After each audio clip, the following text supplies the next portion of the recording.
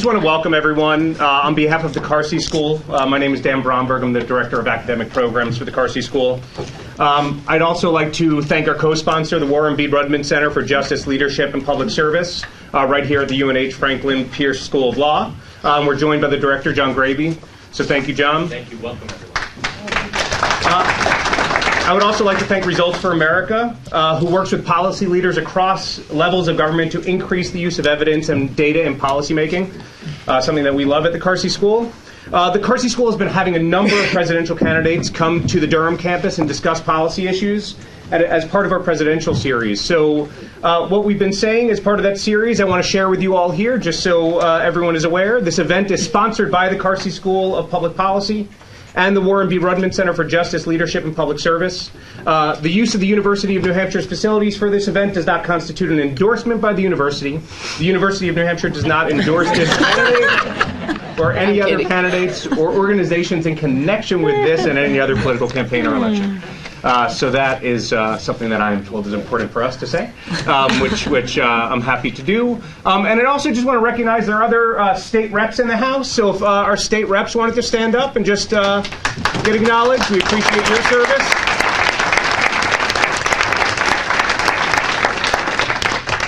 And now I will turn it over to David Medina of Results for America. Great. Dan, thanks to you and the UNH Carsey School and the Rudman Center for hosting us on this very nice, very snowy day. It is my privilege today as the co-founder of Results for America to introduce our featured speaker. Amy Klobuchar, the United States Senator from Minnesota, has built, as you all know, a reputation of putting partisanship aside to help strengthen the economy and support families, workers, and businesses.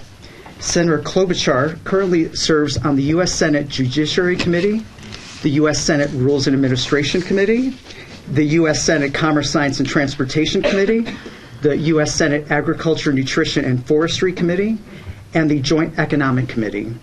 Senator Klobuchar also serves as the chair of the Senate Democratic Steering and Outreach Committee in the U.S. Senate. And before serving in the Senate, Senator Klobuchar also headed the largest prosecutor's office in Minnesota for 8 years.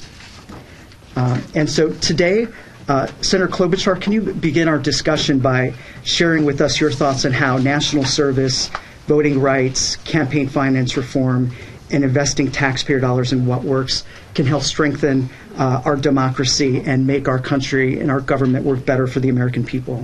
Well, sure. Well, thank you. That's a, simple softball question. So thank you for that. Thank you, David, and thank you, Dan. Thank you to the school. It is great to be here and to see so many people turning out seriously when the weather was rough, and it means a lot that you all came and care about these issues. This is really near and dear to my heart, and what drove me to public service is making a difference. And I'm actually thinking about when you talk about results, and this Results for America, when I first decided to run for U.S. Senate, I would had to come up with an elevator speech, and I came up with one that was really focused on results, which in this day is actually good. I kept saying, well, this is what I did as county attorney. I put out these plans. I met these goals. And I would call Walter Mondale, who's my mentor, and try it out on him. And every time I tried it, he goes, that's not good enough. And I think the point was that we were dealing with a lot of big policy issues, which I refocused my elevator speech.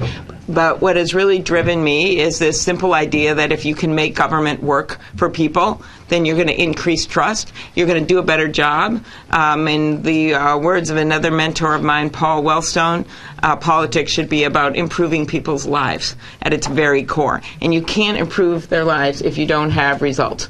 And as I've said many times, when people are asked, what lane are you in, all these, I said, well, I'm a proven progressive, because you can't be a progressive if you don't make progress.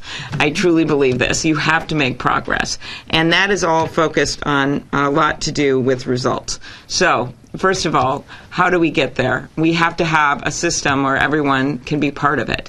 And that means strengthening our democracy. Ideas for that. If I'm president, I'll be able to get this done, and that is the bill that I lead to automatically register every kid to vote when they're eligible when they turn 18 in the country.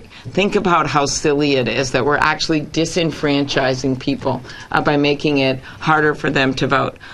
Target is one of my hometown companies, and they literally can use a SKU number and find a pair of shoes in Hawaii. I find it impossible to believe that with all of our great technology in this nation, the fact that everyone has Social Security numbers, that we can't find a way to automatically register people. That would literally add over 20 million people to the voting rolls if we could do that. That doesn't mean you don't disqualify them if for some reason they can't vote under state laws, but it means that you automatically register eligible people to vote. So that's the first thing. Secondly, to stop this discriminatory voting laws that are cropping up, or some have been in place for a while all over the country. Some of this was a result of the Supreme Court Shelby decision, where they went backwards on the Voting Rights Act, and then you saw a bunch of discriminatory laws crop up all over the country. That's things like purging voting rolls. They did that in Ohio. They've done that in Georgia. Corey and Pete and I were actually at Stacey Abrams is doing something in Georgia where they're trying desperately to stop people from being purged by calling and texting 1 million people this year who are going to be purged off the rolls. There are examples of this in Ohio and other places around the nation, so I would also get something done on that. Gerrymandering, trying to have independent commissions in each state, and that's another bill that I have so that you can stop that process. And then the last thing is just the dark money in our politics, the money from the outside that I think really breaks down trust and leads to gridlock, because people are never willing to do brave things and move things ahead because they always get attacked by outside money. And it makes it really hard to compromise in the middle because you're going to get attacked from outside money. So that is one of the bad results of the Citizens United case, is it's led to more of this outside money, and I think it's contributed greatly to the gridlock in our politics. And then candidates aren't responsible for their own messaging. And you know how, if anyone watched the last debate with my admission on the stage that I don't come from money, and that in one of my campaigns I sadly could not raise enough money, so I called everyone I knew and set what is still an all-time U.S. Senate record, and no one has challenged me, and that is that I raised $17,000 from ex-boyfriends. And as my husband points out, it is not an expanding base. So that's one of the things happening right now. Okay, so secondly, so once you look at that fundamentals of making our democracy work and doing anything that we can, all of these things, even if you do some of these things, it's going to make more people feel included.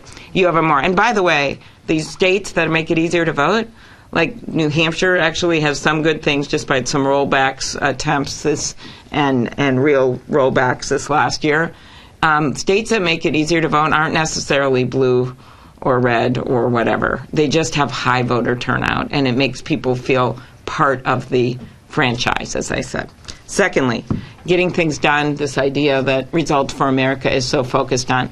So when I first got in my first elected job, I decided to put out this 100-day plan with goals. And it was very specific, increase the number of or decrease the amount of time that we charge these kinds of cases in from these days to this days. Actually, at first I just put it generic because I didn't want anyone to know how bad it was.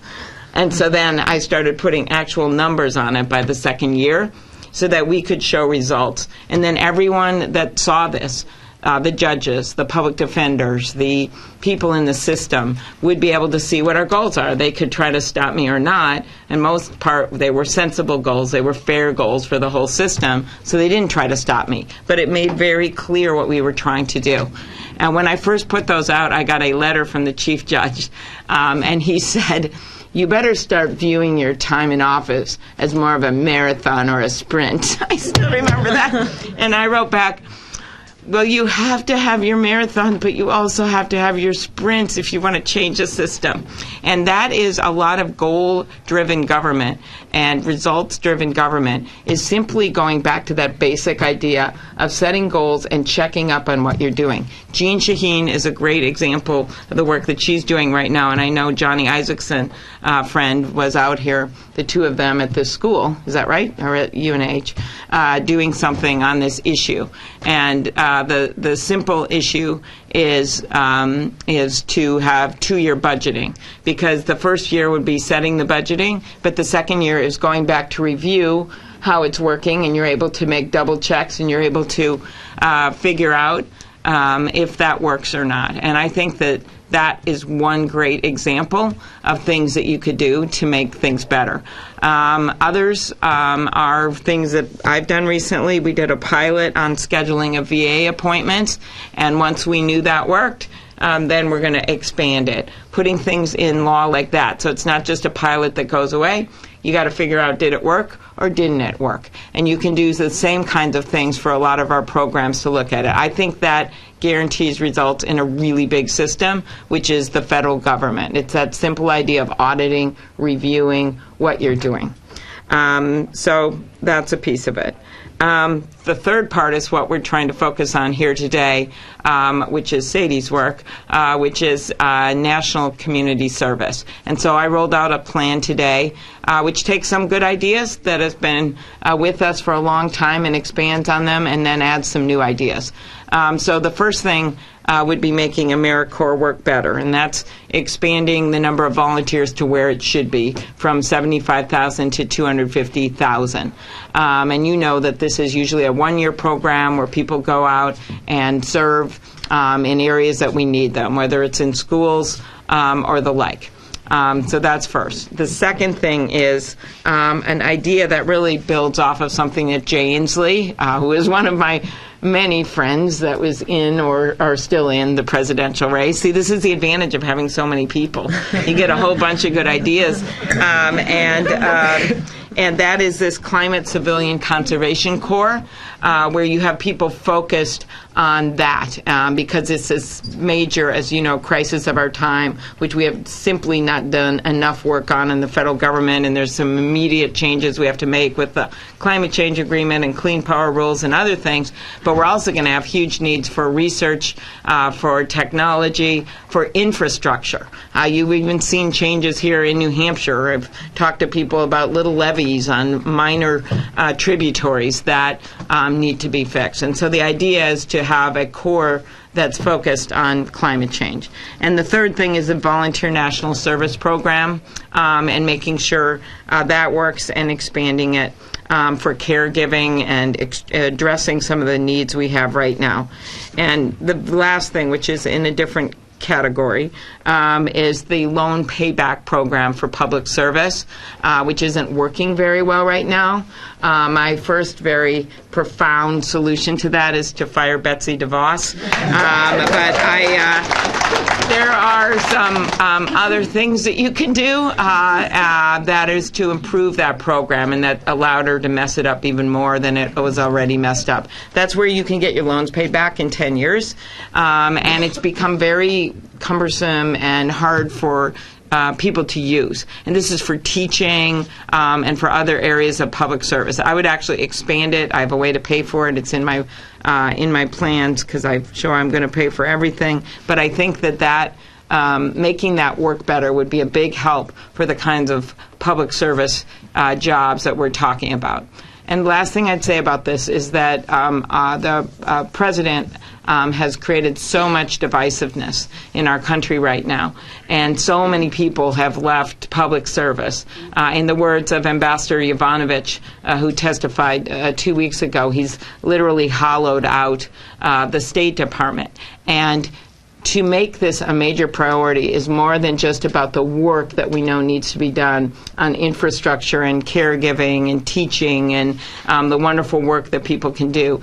It's also about taking back the soul of our country and building up trust in our government again. And that's why I'm so focused on the results, the 100-day plan, but it's also why I'm focused on a call to action to bring people back to thinking public service is a good thing to do, and that you're not going to get hit and you're not going to get criticized just for doing your job if you're in the diplomatic corps or whatever else you do. So I think as hard as it is right now, this creates one of those moments where you can walk in and be a leader, and people are going to say thank you, because we need to bring back the soul of our nation, and a lot of way we do it is by putting that value on national service again. So thank you.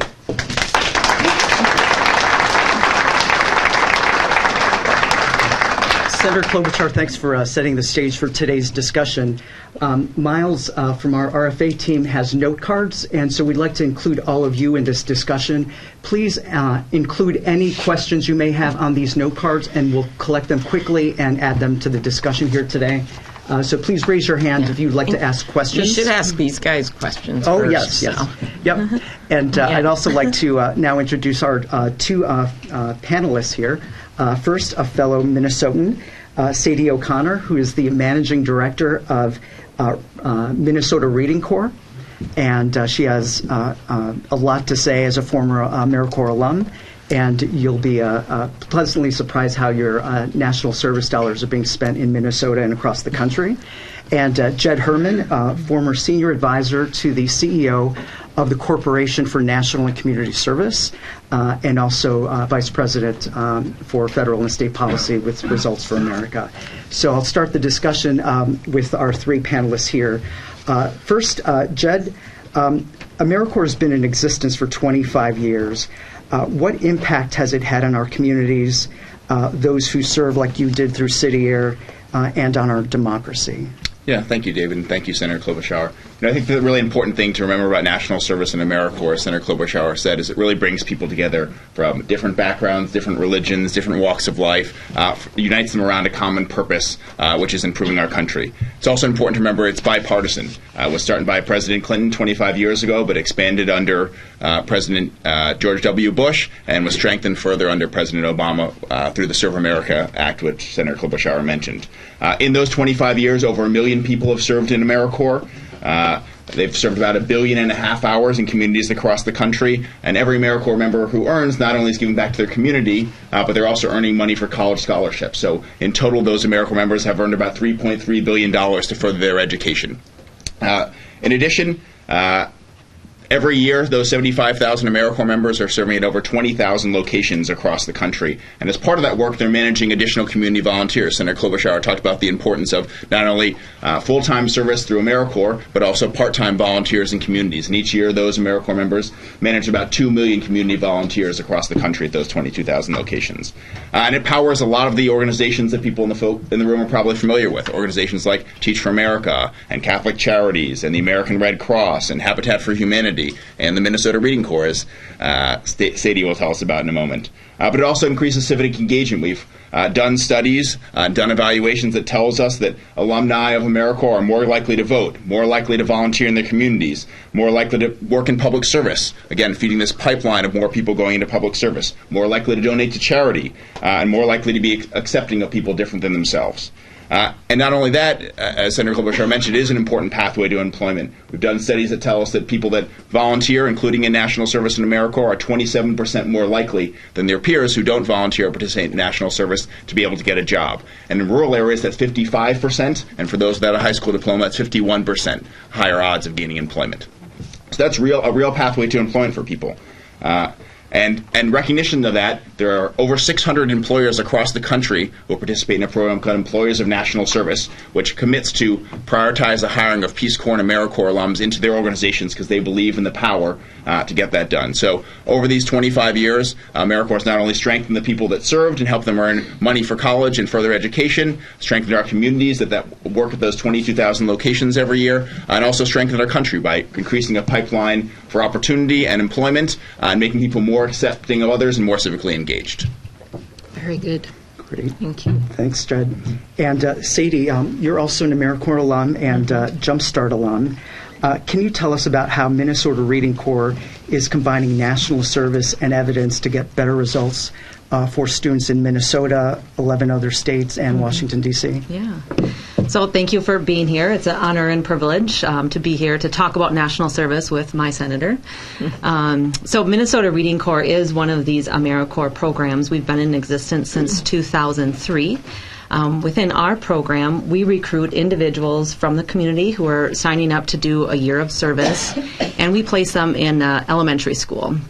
So they go to that school every day for a full school year, and they're working one-on-one with students who are falling behind, students who need a little extra boost to get them on track to be reading proficiently by the end of third grade.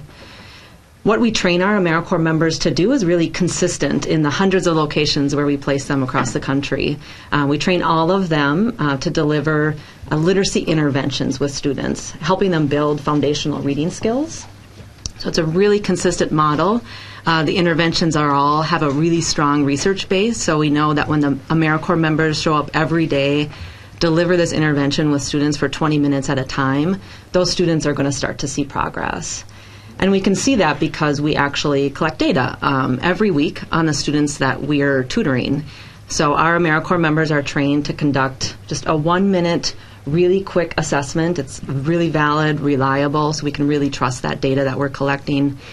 And we can actually map their progress. So we enter their data into a system, and we can see, are they making progress using the interventions that we're using?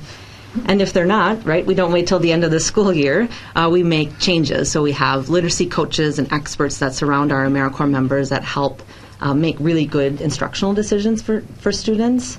And we're going to change that intervention and continue to monitor the progress of that student so we know that they're actually making really good progress. What I love about our program is you can see that progress, and teachers, principals, parents, the students themselves, they know they're making progress, and it really helps to augment a school's instructional capacity. So teachers, schools, they just don't have the resources to be able to provide every single student who needs one-on-one support that kind of support that they need. So AmeriCorps is just a really great, cost-effective resource for schools to help them be able to provide that level of support for students. We've been around for about 18 years, and we've been fortunate to have the ability to do a couple of studies, randomized control trials, so sort of the gold standard of evaluations. And in both of those studies, we were able to show that students who receive Reading Corps services, compared to a group of students that are very similar, not receiving Reading Corps services, the students that are receiving Reading Corps services are performing better, have stronger outcomes. So that type of evidence has allowed us to continue to scale and grow into more locations. Great. Yeah. And Jed, can you explain the results-driven changes that have taken place at the Corporation for National Community Service that allowed Minnesota Reading Corps to scale across Minnesota and across the country? Sure. So the Corporation for National Community Service is the umbrella federal agency that runs, in addition to other service programs, AmeriCorps. It gives out money every year to organizations across the country, like Minnesota Reading Corps, to help them have AmeriCorps members that are serving in their communities. And so like many federal agencies, it puts out a request for applications from organizations across the country. What the Corporation for National Community Service did that was different is they set aside points beginning in 2015, 8 points out of 100 in that application based on the level of evidence or the amount of evaluation an organization had. And so particularly prioritizing those points for organizations that have had randomized control trials or strong research studies that show that they're effective. So, for example, organizations like the Minnesota Reading Corps, which Sadie talked about those evaluations, one of the things they showed is that a kindergarten student who is in the Minnesota Reading Corps performs twice as well in the first semester as a student who's not in the Minnesota Reading Corps. So based on that kind of strong evaluation, the Corporation for National Community Service started giving more points to those organizations that had more results. And in fact, it was so effective, they went from 8 points in 2015 to 12 points in 2016, and this year they went to 16 points out of 100 to really continue to prioritize the use of evidence and strong and effective programs in their federal spending. And the effect that had is that they went from having 34% of programs that had strong or moderate levels of evidence, so shown to be effective, to having 41%. So they are growing the amount of money they're spending on effective programs across the country. What that means is in places like Minnesota or Washington, D.C., or the 12 other states where Sadie and Minnesota Reading Corps is, kids are getting better results, and more kids are getting served by more effective programs. So there are many examples in the federal government, or several examples in the federal government, other agencies that do this work. At the Education Department, they do something called the Education Innovation Research Program, which tries to grow and identify effective strategies. But the thing that's really interesting about what the Corporation for National Community Service did, as the largest funder of service and volunteering in the country, they really have an outsized impact in our communities, and they're all in on saying that data and evidence and evaluation are important, and we want better results and proven results in our community, has really moved the needle in places across the country. Exactly. One more thing on this, just the results thing, as we try to make results sexy. I was just remembering when I came into the prosecutor job, after about 6 months, we got a call from a reporter. We had about 400 employees, and they said, boy, you guys have been having a lot of murder convictions. How many of you had? I'm like, okay, this is a good story. We called the Violent Crime Division, and they're like, we don't know. And I go, what? And so that was when I realized, like, we can't find out the root causes of crime, much less prove to the public that we're doing our job if we don't keep these statistics about results. Because anecdotes matter, and they are a way of grabbing people, that is true, but numbers also matter. And we actually have, not to make it all political, because you guys aren't and the school isn't, but we have a president that has told over 10,000 lies, I guess 12,000 now, and telling the truth and having evidence and showing that you actually get things done, I think is going to be really important to the people of this country in this election, but also after a new president gets in. So I think taking this out to a bigger way, I think it matters. And we had 59 murder convictions, by the way. So. All right. Okay. So along those same lines, Senator Klobuchar, a question from the audience. Do you think your national service and democracy strengthening plans can attract bipartisan support in Congress and among the general public? I do, because when you look at the roots of this, of the national service bills and what happened, as Jed pointed out, it started out bipartisan. It continued through presidents, but also through Congress. And even the last expansion was bipartisan. And I think pushing this through with results works. I think about like USAID as another example during the Obama administration, and there was a lot of Republican objections, and then a new director came in, and he really tied it more to results and working with community organizations, and I watched that happen, where foreign aid was not cut, where a bunch of the Republican senators actually came on board and supported the work that he did. And so I think you can do this, and I think one of the keys to getting that bipartisan support is showing results, because that gives people a common set of facts that they can agree on. Because a lot of times when you listen to people's words, they have the same purpose. They get off on the politics, but on public service, they tend to have a little closer purpose. And so if you can show the results, I think then you get the bipartisan support. And I'm not a Pollyanna about it. I know that we're in a very divided country right now, but there's still many, many examples of people working across the aisle to get things done, including of your two senators here in New Hampshire. One thing I'd just add, on the point about USAID, is we do an annual scorecard of federal agencies and how they use evidence and data. And USAID was one of the top scoring agencies, and has been for a number of years, on their use of evidence and data to improve results. And they have a lot of great stories. And part of that is, remember, they were in fear of being cut. Because there was just so much politicizing of foreign aid. And there's also such a misperception in the public about what percentage of the budget it is. And so they really had to do this for their very survival, and they did it. And those kinds of examples are what we want to see across the government. Great. And Senator Klobuchar, do you think national service has always been important, or is a renewed focus on national service needed now more than ever, given our political climate? That's such a nice euphemistic question. I think it has always been important. You go back to our founders and how this country was set up.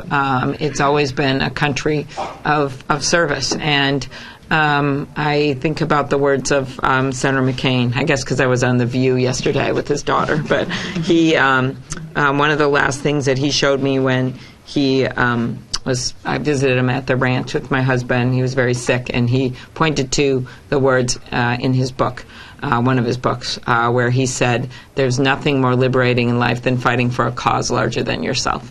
And that's really what public service is about. And when you look at the divisive times, one of the ways to get ourselves out of this malaise for democracy is by being part of our government and being part of service and volunteering, whether it's on political campaigns or whether it is in charitable organizations. I think it makes people feel much better about themselves and about our nation, and that's what we want right now. On Thanksgiving, I was at one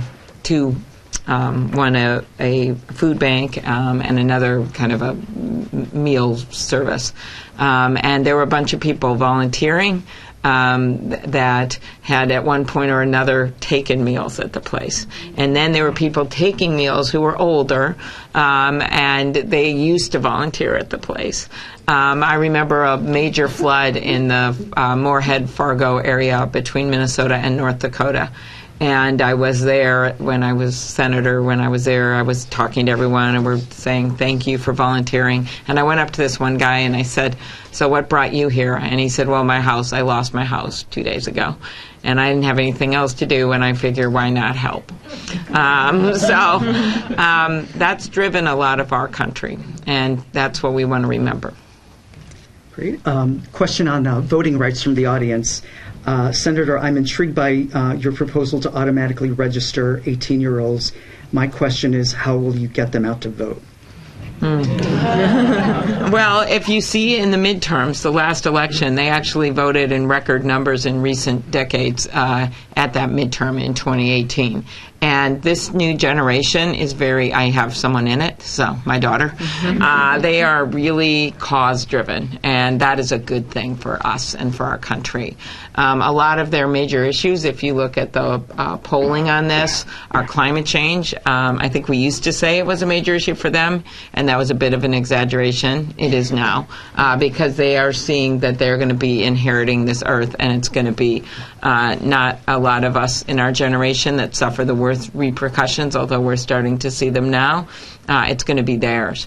They are proud of what, and the generation, right, the millennials before them, what they did for civil liberties with gay marriage, and that was a young person's issue. They are the ones that talk to their parents. The same thing is happening right now on gun safety, where we were not making a lot of progress until after Parkland. And that's when those kids became icons in Florida, regardless of where they were politically.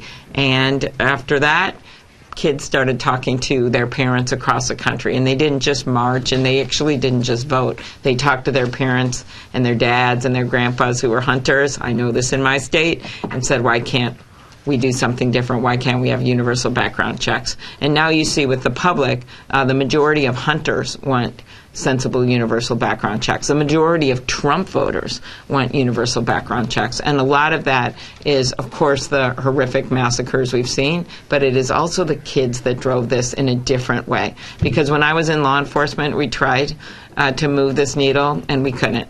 The moms, after Sandy Hook, set the stage for all of this, but we still weren't able to get the action that we got from when those kids stood up after Parkland. And that's why the way, if you think, oh, we haven't passed it, well, the House changed hands, and they passed these bills, and they're now sitting on Mitch McConnell's desk. So right now, the leadership in the U.S. Senate is way behind where the public is. So I give that example of a cause that this generation cares about. Student loans and being able to afford education, I would say, is the third thing that they're really focused on. So I always, when I give graduation speeches, I have a list of funny things that people say about Generation Z and the millennials. These are actual news headlines criticizing them, and they are hilarious. Millennials have killed brunch. Not actually true anymore, but that was an actual headline in a business journal. Millennials have killed the napkin industry. This is a big one. They killed diamond rings. They've reduced because they don't have enough money to buy a diamond ring, and so they've done that. And this whole concept that they're living in their parents' basement for fun, when in fact it's because of economics and what's happened. But when you actually look at the facts, they're the most diverse generation. They're the generation that cares most about the world around us, and they are voting in numbers that we haven't seen before and showing up in numbers that we haven't seen before. So I actually think this is an exciting time for our country in that way, because it's reinvigorating our democracy. One thing I just add on that in terms of national service, I think you see that same kind of commitment from national service. A majority of people that serve in national service programs are under the age of 26, and every year there was 3 or 4 times the number of applicants versus slots in programs like AmeriCorps and Peace Corps. And so there's a real demand, I think, for this type of serving your larger community and giving back in the ways that you're talking about. And Sadie, the Senator has talked about, we spoke about this a little bit yesterday, about this cycle of volunteerism. Have you experienced that, where some of your volunteers end up joining your staff or being the parents of students served by Minnesota Reading Corps? And what have you seen in your communities? Yeah, so what's actually really interesting about our program is the diversity that we have in age. So we have a lot of young people, but the demographic that we're seeing the most change in is our retirees. So we really have people from 18 to people in their 80s who are serving with us. We have some grandparents who really want to be connected to their children's schools, and so they serve every day. It's just like the best job in the whole world. We have parents some of whom are returning to the workforce, or maybe aren't ready to join the workforce, but really want to be connected in their community and in their school. And oftentimes, especially in rural towns, the school is really sort of the centerpiece of the community. So being able to be connected at that level has just been, I think, really inspiring for a lot of our AmeriCorps members. And we do have a lot of AmeriCorps members on staff also, so it is definitely a pathway for employment for a lot of our young people too.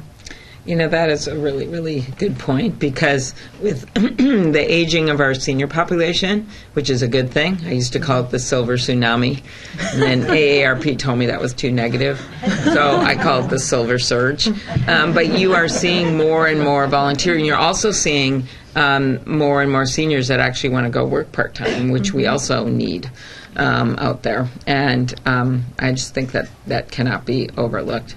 One of my favorite movies was that movie, The Intern, with Robert De Niro going back as the intern when he was older, or is older. And I don't think we should overlook that for the volunteer base. So it's a really good point.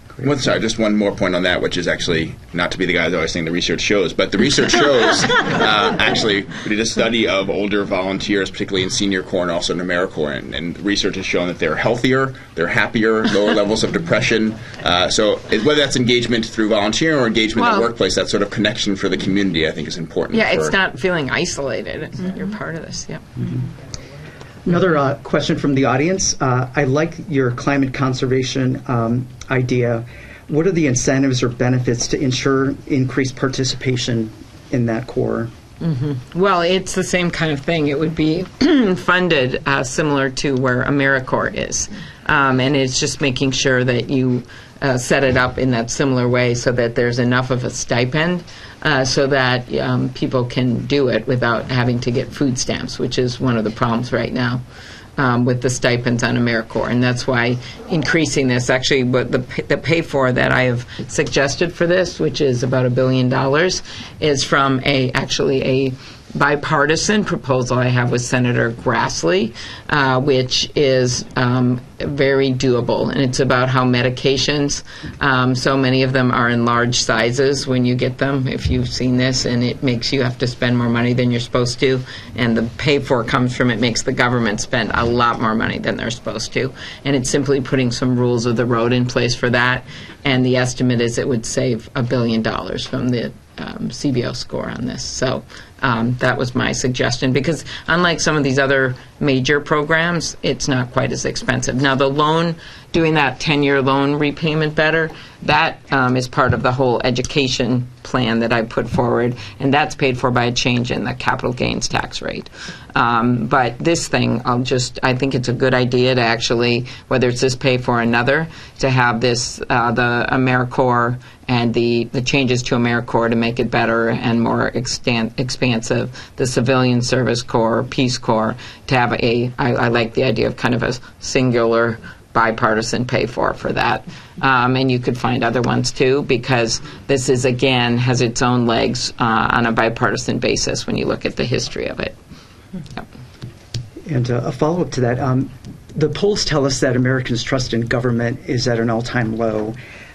Is that what you see and hear on the campaign trail, and are these ideas you're sharing with us today meant to help? Yes. Yes, I think yes. I mean, I think, again, this is one of the president's intention. He wants to sow chaos, and then it makes people not believe in the institutions, and then it makes people not want to care about the institutions, or not want to vote, or not want to work in public service. It's an unbelievably sad way to govern. But I think that Americans are so much better than that. I think it was Barbara Jordan, the former congresswoman from Texas, who once said what Americans want is something quite simple. They want a country as good as its promise. And that's what this is about. So, again, it's not the only way you get there. That's why I started with laying out those democracy changes that would be major, and people feeling that their voices aren't drowned out. There's a woman in our state who won, Angie Craig. She's a new member of Congress, and she won in a very purplish-red district, exurban and rural. And she did it with, one of her big ads was an ad of people trying to stand on bales of hay. So it looked very rural. They were standing trying to talk, and all their words were muted. And the message of the ad was they were being drowned out because of outside money in politics, which is completely true. So I think that is a call to action that brings people together, and it had a very libertarian feel to it, honestly. I bring it up because I'm in, live free or die, And I think that is a uniting factor that can bring people in beyond the Democratic fired up base, that kind of people wanting to control their own destiny, and not having outside money or others control it. So I think that's a driving force to make people feel part of this enterprise.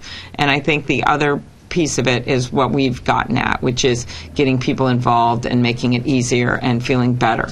And the third part of it is this results, because I remember when I would do some case, and after doing that job 8 years, you always go, I'd announce what we did, not in some swashbuckling way, but part of what you're doing is you're showing people this guy did something really bad, and don't worry about it because we've got your back and he's going away. That makes people, or what's the solution that we need here?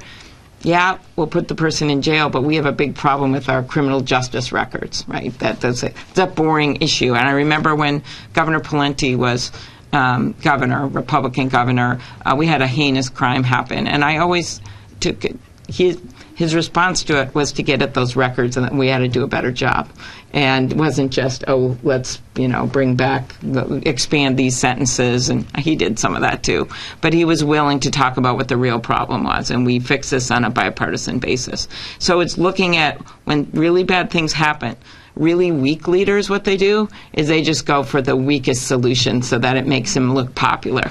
That is not always the best solution. Sometimes the best solution is changing a system so you get better results. And once you can show the public that you've actually achieved something, or that you're having a response to things, then they feel a bigger part of our government and care about our country more.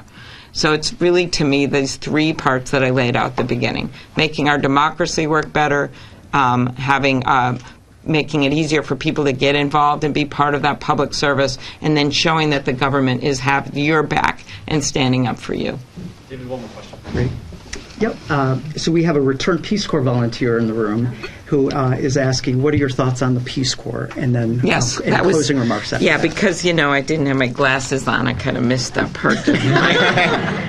So that is actually part of this plan that you should find on our website is the Peace Corps, and I am a big fan of the Peace Corps. We have a high rate of involvement in the Peace Corps from my state, and it's always been really important to me. So this would be a part of this as well, and making sure that it's working and paid for, and that we keep it strong. I don't know if you want to add anything to that, Tommy, up there. No. Tommy works with me. He used to be in my official office, went over and was a legislative director for Diana DeGette over in Colorado, and is now back on our campaign. So, I think just continuing to make sure that there's strong leadership for the Peace Corps, and that they have the tools they need to fully support the volunteers who are often in some can be in some pretty difficult places, and make sure that the whole of government, including our diplomatic community, is working to support those volunteers. Great. So, Senator, you've given us a lot to think about and a lot to be hopeful about. Any last words? Actually, no. I want to thank you for all. I'm sorry we're late, and thank you for all being willing to come here. And I mostly want to thank Jed and David and Sadie for their good work. The school. I'm a proud law graduate myself. I see Karen. Where are you, Karen? Right there. Karen Cornelius was in my law school class at University of Chicago. So thank you for hosting us at a time where the very rule of law is under attack, and I think it's a good place for us to be gathering, and then the public policy school as well. So thank you for the work you're doing here at UNH, and more to come. So thanks.